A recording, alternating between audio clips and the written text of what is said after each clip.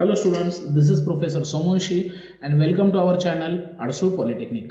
So students, in today's video, we are going to see pointer to object. So let's start the session. So students, what is mean by pointer to object?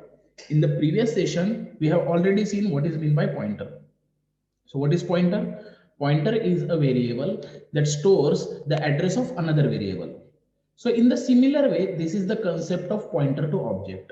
When the address of object of a class is stored into the pointer variable of the same class type, then it is pointer to object. म्हणजेच काय आपण काय करणार आहे, क्लासचा एक object create करणार आहे आणि त्या ऑब्जेक्ट मध्ये दुसऱ्या ऑब्जेक्टचा ऍड्रेस स्टोर करणार. So what will be the syntax?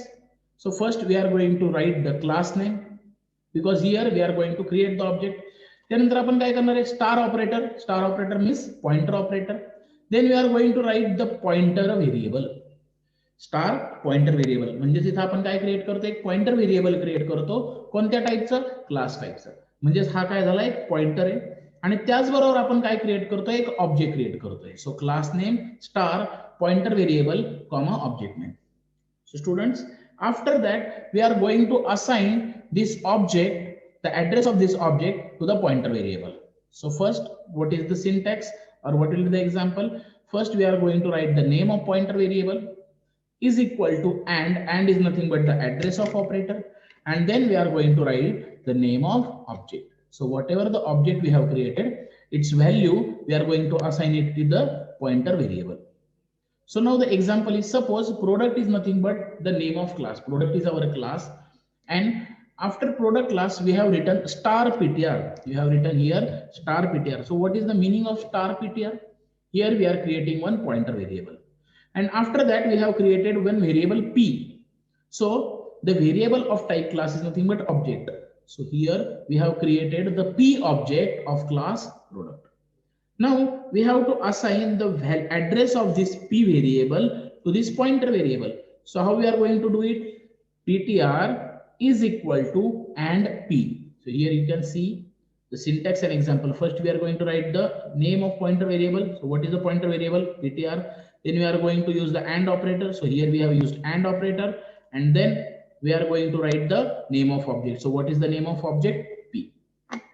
So now students, usually in order to call any function by using object, we use the dot member. But in order to call any function or any member using pointer, for that purpose we require arrow operator. So this pointer can be used to access the data members and member functions of the same class. Means by using this pointer variable, we can access the data members as well as the member function. But for that purpose, we will require with the help of arrow operator. So the example is ptr arrow get data. So here ptr, what is ptr? Ptr is nothing but the pointer variable. Okay, it is storing the address of object p, and in order to call get data or put data function, we will require this arrow operator. So ptr arrow get data. So suppose students, let's take one example.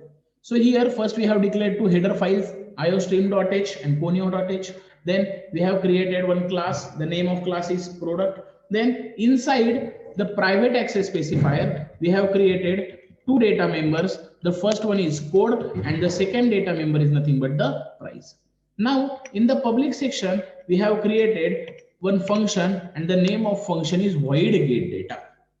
So in this get data function, we are going to accept the code and price. So how to access it? First we will write the statement cout. Then we are going to write enter code and price. So this message will be displayed in the output. First it will show that enter code and price. Then the user will enter the code and price, and the value of code will be stored in the variable code, and the value of price will be stored in the variable price. Then in order to display these contents, in order to display the code and price, we are going to use the display function. So in display function, first we have written the statement cout. In cout, we have written code is code. That means the value of code will be displayed. Whatever the code that was entered by the user will be displayed here. Then cout price is price. means whatever the price that was entered by the user will be displayed here. Now students, in the main function here, I am going to close the class. Then inside the main function, first I have written the statement CLICR, that is nothing but clear screen. Now in this statement, I am going to create the object of class. So what was our class? The name of class is product. So after class product, I have written P1. So P1 is nothing but the object of class. So first we have created the object. Now in this statement, I have created one pointer variable of same type. So the name of class is product, and after product I have written star PTR. Star PTR is nothing but the pointer variable.